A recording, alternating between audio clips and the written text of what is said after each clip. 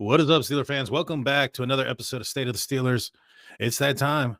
It's playoff time. The Pittsburgh Steelers have kind of stumbled and limped their way into the playoffs, losing 4 straight, most recently to the Cincinnati Bengals in the season finale, 19-17, a game where the Pittsburgh Steelers defense was on the field for quite a bit of time. The offense took quite a bit of time to start heating up. They had opportunities to win the game despite the performance from the offense.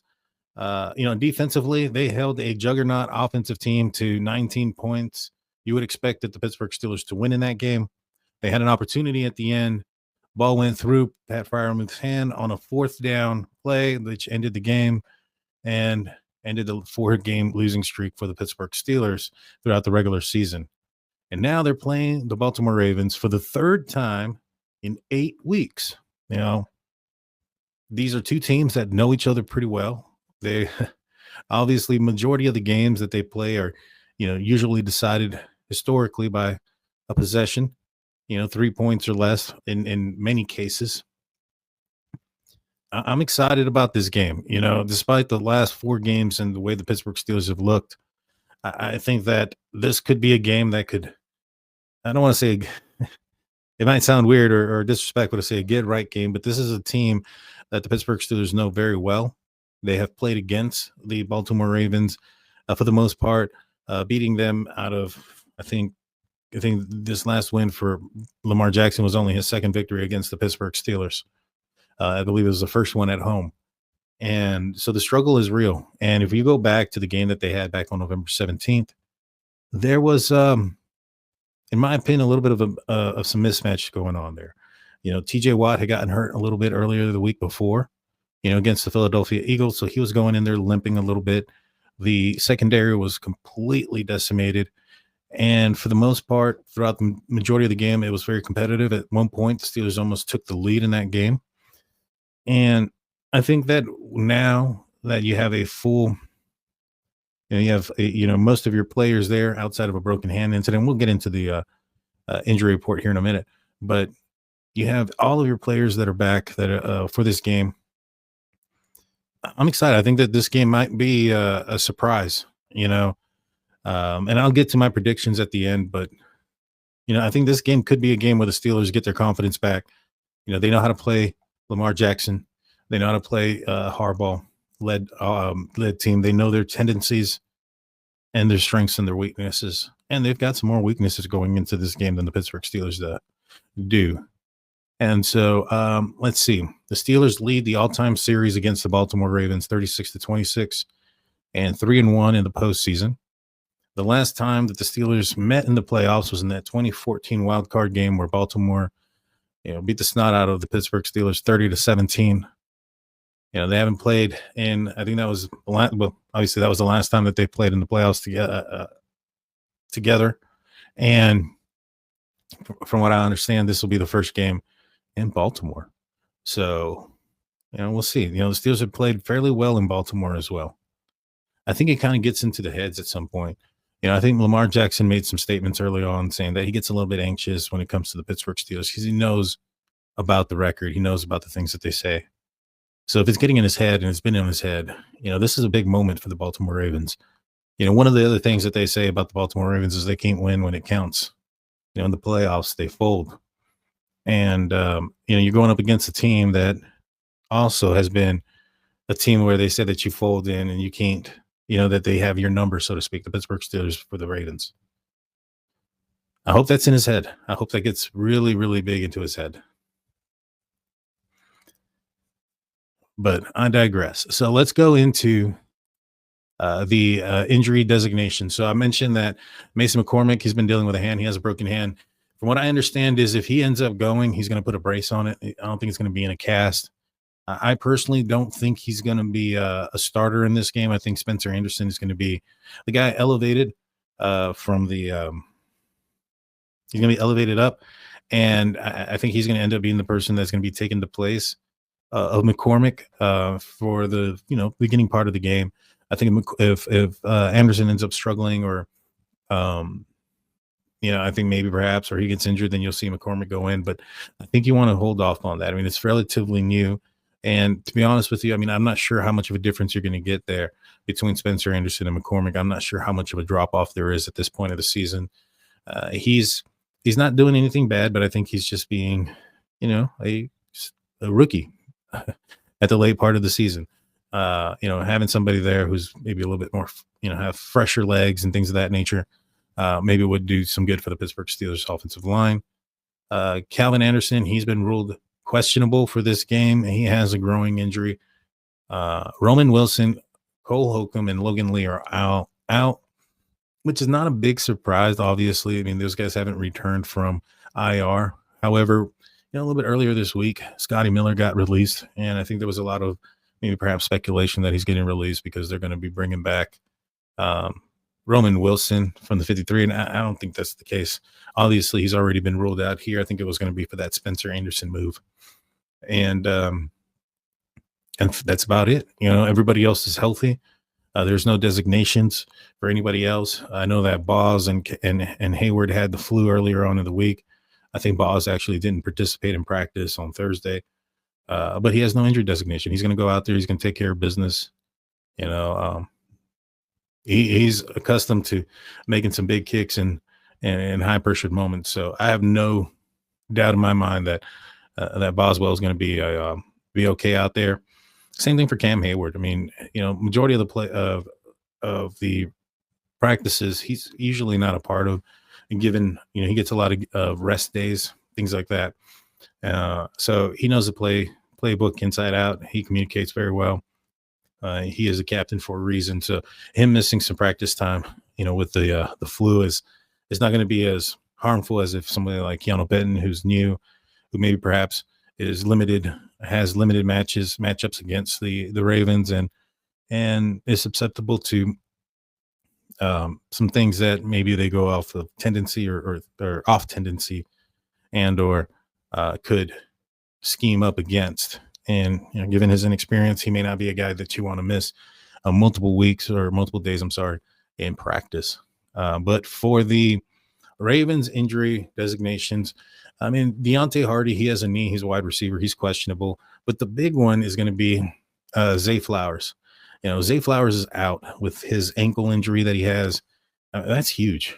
I mean, they go now left with Bateman in the secondary. As the number one wide receiver now. He's not the fastest guy in the world. He's had a pretty good year, respectfully, this year. He's had quite a bit of touchdowns.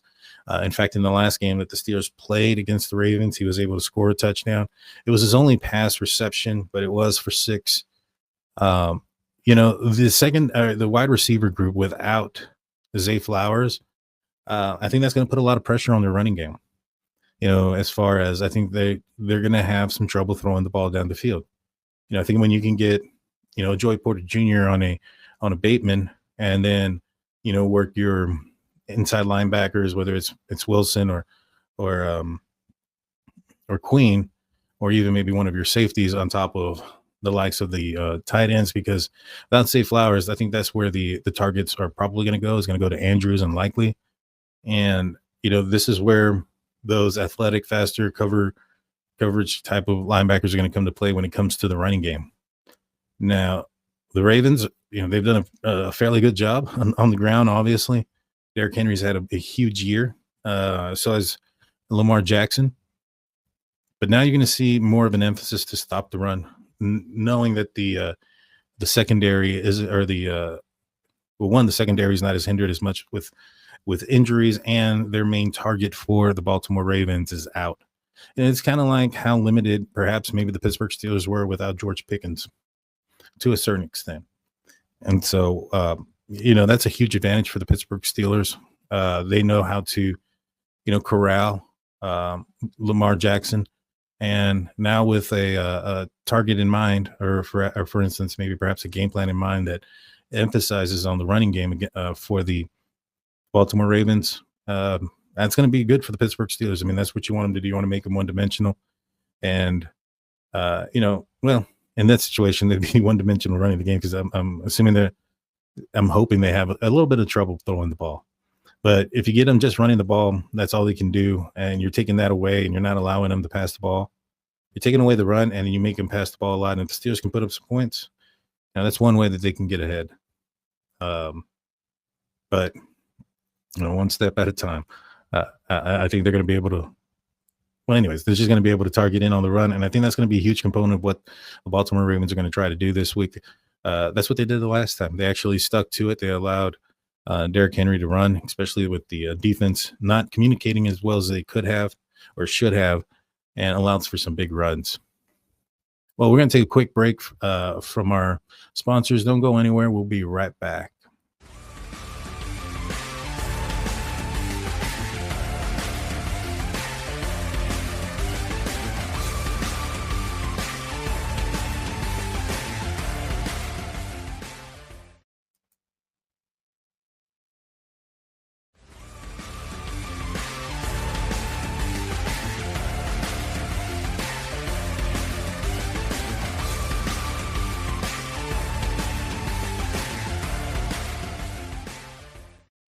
Hey, thank you for tuning in.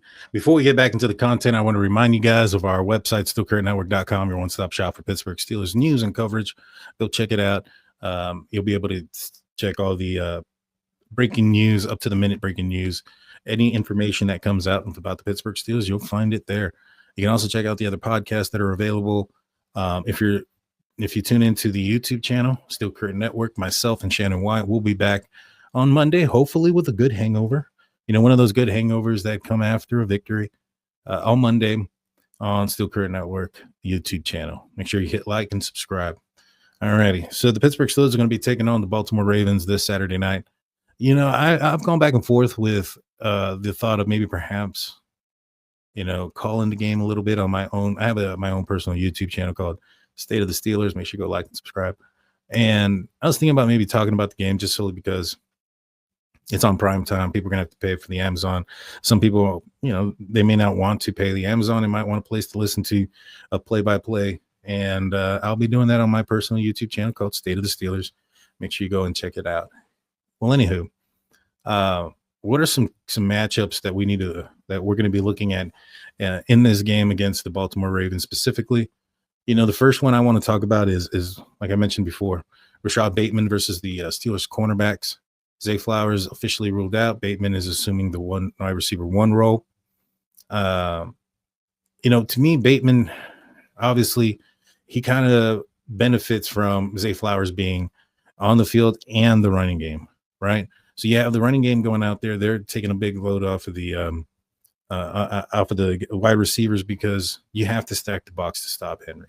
You got to stop the run. You also have to have eyes on Lamar Jackson.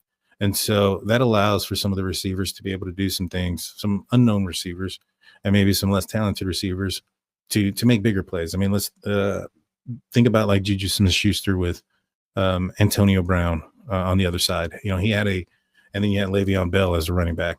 So you had a bunch of different options where the ball could go to, and that would leave some good opportunities for some one-on-one matchups that were favorable for Juju Smith-Schuster that he was able to exploit. The same thing happens with Rashad Bateman. Now, if the attention on the secondary is now focused in on him and the tight ends, and you don't have to worry about the speedy guy that's going to be able to get behind the secondary, you can focus in also on stopping the run. And in my opinion, this is going to be something that could certainly be a situation where the Ravens have some problems they can't overcome when it comes to that. Let's see. To me, I also think TJ Watt is going to have a huge game. Him versus the offensive line tackle Ronnie Stanley. He and he's on the other side. I apologize, but Ronnie Stanley has had some issues when it came to covering Nick Herbig and Alex Highsmith. Roger Rosengarten, that's the guy that's on the side of that where TJ Watt is. They put him out there on an island before. And remember the last time that TJ Watt was against the Baltimore Ravens in Baltimore, just a few weeks ago, he was just coming off of that ankle injury, that he rolled in Philadelphia. He was nowhere near 100%. And given the time that has been since that game, and there was a mini bye there after the Chiefs game, between that and the Bengals game, where he got to really probably rest it a lot better than he had been or getting the opportunity to. So I expect a much better performance from TJ Watt. And, Nick Herbig and Alex Highsmith are definitely going to have to take advantage of their matchup against Ronnie Stanley. And what the defense does best, in my opinion, is, and when it comes to containing Lamar Jackson, is they muddle the pocket. They don't necessarily, um, what do you call it? They contain him and then close the pocket in on him, keeping him in on the pocket. It's very rare that you'll see Lamar Jackson roll out of a pocket when he's playing against the Pittsburgh Steelers. In my opinion, that's when he's most dangerous. He can run, he can throw. There's a lot of different things that you have to account for. If you're in coverage and you decide to come off of your coverage to try to make the tackle, he'll throw it over you. If you stay too long, he's going to sprint and he's going to get a tremendous amount of yards. So it is a nightmare for a defense to have to go with or go through. But, the Steelers, for the most part, have been able to handle that. Offensively, the matchups, and I'm going to go back and forth. But you know what? Let's stay on the defense. I apologize. A matchup to look at is going to be the tight ends versus the inside linebackers. We're probably going to see a lot of Landon Roberts just to kind of stop the run. Landon might end up being a guy that goes into coverage a couple of times based on matchups. I wouldn't be surprised if the Ravens go out there and they see a Landon Roberts and then, think they can exploit, something to the tight ends or in the passing game without some of the more athletic guys that are, known, not necessarily known for coverage, because Peyton Wilson's a rookie, but he's had himself a few turnovers and one being an interception earlier this year against the Baltimore Ravens in Pittsburgh. You're going to want to exploit that matchup with any Landon Roberts. So that might be some of the reasons why the Ravens do what they do and they get away from what they do best against the Steelers, is because they're trying to exploit matchups and it may not work in their favor most of the time.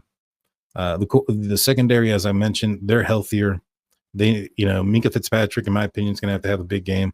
I think he's going to be responsible for some of the tight ends that are going to be out there.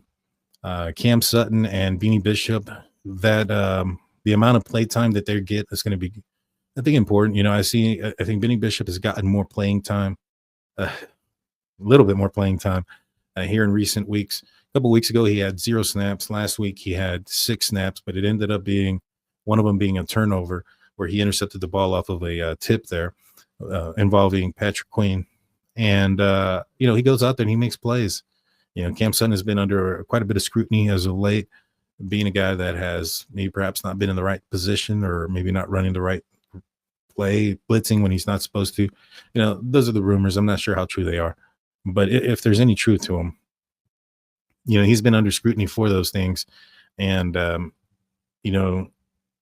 against this team, against the Ravens, he's going to, I would hope we just put up the best group we can. You know what I mean? If it's Beanie Bishop, put him out there. If it's Cam Sutton, put him out there. Minkah Fitzpatrick, like I said, he's going to end up being in charge of some of these tight ends, and I think he's going to be a huge component to this game. He got an interception not too long ago. Hopefully he can continue that trend or keep that momentum going in the right direction. When it comes to the offensive side of things, some of the matchups that we need to look at are going to be the offensive line, obviously. Van Noy and company on the defensive line for the Baltimore Ravens have shown to be pretty, really good this year, whether it's coming in on pressure on the quarterback. I think Van Noy had something like 12 or 11 sacks on the year. He ended up sacking Russell Wilson a handful of times during their matchups this year as well. And, whether it's Broderick Jones or Dan Moore or the replacement, or if it's McCormick or Spencer Anderson in the middle, in my opinion, that's a matchup that, the Steelers need to, what's the word I'm looking for? They need a scheme around. So maybe a little bit more quicker passes. I would love to see a little bit more screens, from the Pittsburgh Steelers. I think that most defenses are pressuring Russell Wilson, and that's because of the recent play, and they haven't been able to beat it. This is a league where we're going to continue to do what we do until you can show that you can beat it. And as of recent, there's been some flashes, there's been some moments, but I think it was Harbaugh who pointed it out in Hard Knocks that with Russell Wilson, there's he's either 3-pointers or layups. There's nothing in between or nothing in the middle. Well, that's going to have to change. Let's do some, change up some tendencies. When I've looked at the Baltimore Ravens games, I've noticed, like, for instance, Kyle Hamilton is very aggressive. If he sees that the quarterback is going to throw it short, he barrels down. I think he leaves himself susceptible to a double move or something fairly quickly that can throw it over him, and that could end up with big points, big yards. I wouldn't be surprised if we see maybe perhaps a pass to Calvin Austin over the middle, with nobody nearly close around him because Kyle Hamilton bid on something coming in. If the Steelers are able to put them in that position. Um, Russell Wilson, I think he's holding on to the ball. I think that's also a component to why he's been sacked as well. I mean, obviously, there's been times where just Dan Moore, Broderick Jones, and in the middle just don't hold up. But there's also been times where he's holding onto the ball. He's going to have to make some decisions quicker to alleviate some of that pressure from the rush. And if he and his offensive, weapons can get something going, that could alleviate some of the pressure and allow some, for better running looks. And that way the Steelers can do some things more than just run, punt, right? That's been the thing that we've seen here recently. I think they got to change that tendency. They got to do some more passing. When they passed the ball last week against the Cincinnati Bengals, I saw improvement. They moved the ball down the field. They were able to get the ball into the end zone. The last time when they played the Bengals, they put the ball in the air, and obviously they put up 44 points. And, since then, the Steelers have tried to show that they're a running team and show their dominance in the ground. And, I think you just have to go with what your identity is, and you have to be a team that's has some problems up front with some new guys and some rookies that are, maybe perhaps hitting that rookie wall. So you have to implement the middle of the field. You have to implement short slants, quick passes, outs and ins for 5 to 7 yards, 10 yards, going for broke all the way down the field or behind the line of scrimmage probably isn't going to work, especially with an offensive line that's struggling. So you got to scheme that. You got to get the ball out of your hands quicker. You have to have wide receivers in position to receive the ball if there is a blitz, things of that nature. Basics, right? When it comes to the running backs, for the Pittsburgh Steelers to win, in my opinion, we're going to have to see more Jaylen Warren early. I think that Najee Harris really turns it on at the end of the game. And that's probably because he's been beaten down on some players throughout the game. They're tired, and you don't want to get hit by a big back at the end of the game. Now, if you add Jaylen Warren out there and he's having success and he's keeping the defense on the field longer and he's gashing them and they're forced to run back and forth, that's also going to have a tiring effect with perhaps a greater outcome or more positive outcome for the Pittsburgh Steelers if you started Jaylen Warren. And then as the game progresses and the defense starts to wear down, then you start hitting them with the big fresh back in Najee Harris with fresh legs who hasn't been in there just pounding it off. And then maybe perhaps you're going to see some better yards per carry, things of that nature that we see in the end of games. He's going to be, fresher. He's not going to be having taken a beating from X amount of carries throughout the first quarter, going for nothing and being gang tackled. I think that would probably be a better solution. Again, I'm not a coach or anything, but I just think that majority of fans and majority of people that look and talk or watch the Pittsburgh Steelers can say that Jaylen Warren at this point is probably just, maybe the better back in this situation. As far as the tight ends, I think that obviously personnel is a big problem or a big problem that I've had with this team. There's been times where Pruitt and Hayward are out there as tight ends, and you have Freiermuth and Darnell Washington on the sideline. And those things just kind of don't make sense to me at times. But I guess Arthur Smith is trying to put I guess if there's some sort of specialist in certain type of plays, he's going to put the person that he thinks is going to be the best for those plays. But you become predictable in that sense, right? Oh, okay, we have this guy coming in. He's really good at posts. Probably going to run a post. Get what I'm saying? So, I think I just would really like to see Pat Freiermuth and Darnell Washington a lot more majority of, or mainly all of the snaps from those guys. In my opinion, they're the better blockers of the group. Maybe Pat Freiermuth and Pruitt. Maybe Pruitt can take Freiermuth out. I don't think his strength is so much the blocking, but Darnell Washington definitely is a better blocker out there than probably all of the tight ends combined. He's like a right tackle out there. I'd rather see those guys out there. I think also if you were in a situation in the red zone and you had to put the ball up in the air, I think you would want to trust that 6'7", nearly 300-pound man who is an athletic freak, especially for his size. Go up there and catch the ball and get it and pull it down. Um, for the pass catchers, as I mentioned before, I would like to see more of a passing game, passing rhythm game, especially early on. Get the momentum going, get the maybe some tempo early on. I've noticed that when the Pittsburgh Steelers go tempo, uh, you know, maybe it's because they keep the defense and a more of a vanilla defense or something of that nature, but they seem to have some success. I would like to see that earlier in the game. I'd also like to see George Pickens uh, and Williams targeted more. I think last week George Pickens he had some drops, but I think in the first half he only had like one or two targets. One of them was for no yards, and yes, he should have brought in a lot of those other balls that he dropped. But you're looking at towards the end of the game, he's been out of the game plan. Um, he's somewhat immature from what a lot of people say.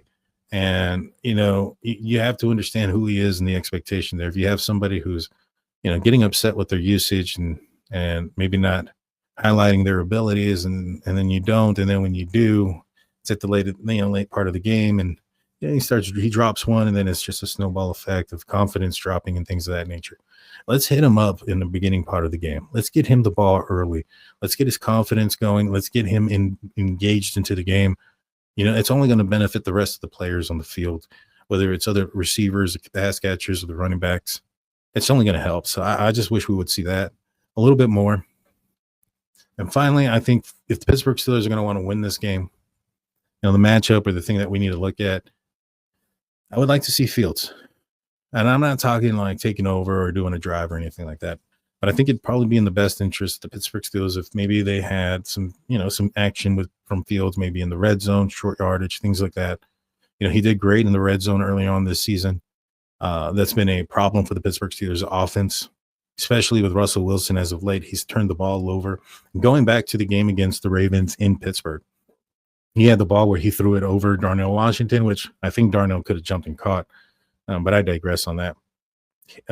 Humphreys ended up getting an interception in the red zone. He had the long run that ended up in a fumble, the interception against the Chiefs. I mean, the red zone has been an issue. So maybe you get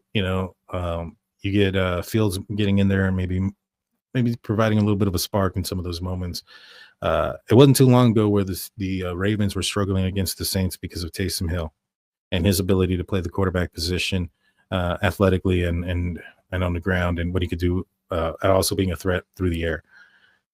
Maybe follow a little bit of that game plan that worked against the Ravens defense earlier this season. You never know. All righty, so let's talk about some predictions and some money lines. So this game here, the Pittsburgh Steelers are 9.5-point dogs.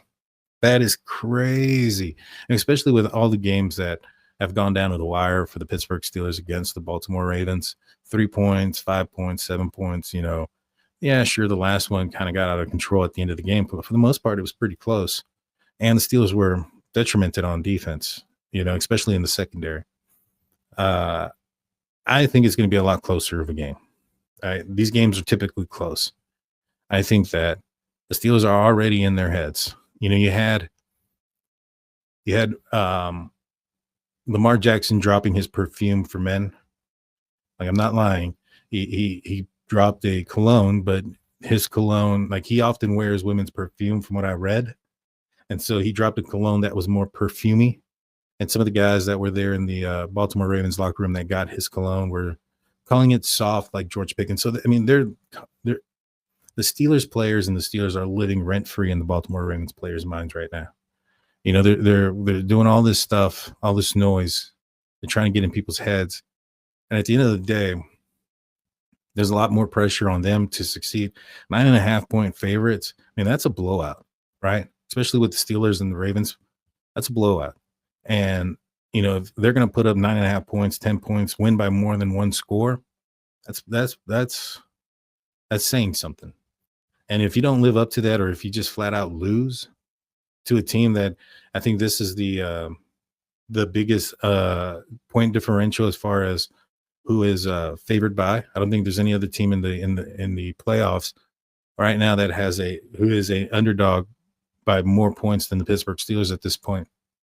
And yet, if Baltimore Ravens go in there and just drop an egg against a division rival in the Pittsburgh Steelers, that would just be amazing. 9.5-point dogs. I would take the Pittsburgh Steelers with the 9.5 points. I think it's going to be closer than that. The over-under is at 43.5 points. And so they're thinking relatively, 20s, right? 23 to 24, something like that. 20 to 23. 2023 will be 43 points. So anything above that, right? 21, 23, that gets you the over, right? But they're saying that it's going to be 9.5 points. And so what they're predicting is basically that the Steelers are going to put up maybe 13 points and that the Ravens are going to put up more, like 40, right? And that's where you get, or 30, I apologize. And that's where you get your 43 from. Now, I don't think it's going to be that separate. I don't think that the Ravens would win by that much. I think losing Zay Flowers and the Steelers having some healthier players back defensively gives them the edge in certain aspects, in my opinion. Offensively, that's where the question mark is. Can the Steelers change it up? Can they do something different in the postseason and get their offense going? It wasn't too long ago that they were scoring up 30-plus points during a specific span, including 44 points against the Bengals. They have the capability of doing so. Now, I do think that there's a pattern here where, Coach Tomlin's teams fall short towards the end of the year and in the playoffs. Some of that could be because a lot of people say maybe it's the practices, maybe they're too hard, players are tired. It also could be the fact that other NFL teams are figuring you out and you're not changing. Steelers need to change this week. If they can do that, I think they have a good opportunity to win this game, especially if they go against their tendencies. I think the Baltimore Ravens are expecting the Pittsburgh Steelers to go out and do Pittsburgh Steelers things. If they can change up the tendency, I'm actually going to predict the Steelers to win this game. I think it's going to be 27-24, Pittsburgh Steelers. Close game. That's also going to be the over. Take it to the bank. Pittsburgh Steelers are going to be moving on to the divisional round in the wild card. The divisional round in the playoffs, I apologize. With that being said, guys, that's all I got for you. I hope you enjoyed it. Please hit the 5 stars, like and subscribe, share, tell your friends to tell a friend about the show. You know what to do. That being said, I'm out of here. Let's go Steelers. Let's win this game. Peace.